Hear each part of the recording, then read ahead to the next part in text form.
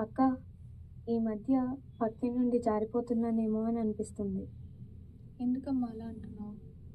కొన్ని బలహీనతల వల్ల అలా అనిపిస్తుంది. జారిపోకుండా చేయి పట్టుకోమని ప్రభువుని అడుగుదాం.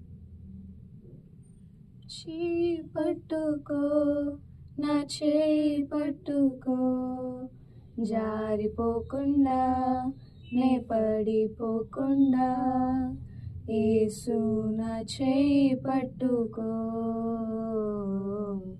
జారిపోకుండా నే పడిపోకుండా, యేసు నా చేయి పట్టుకో.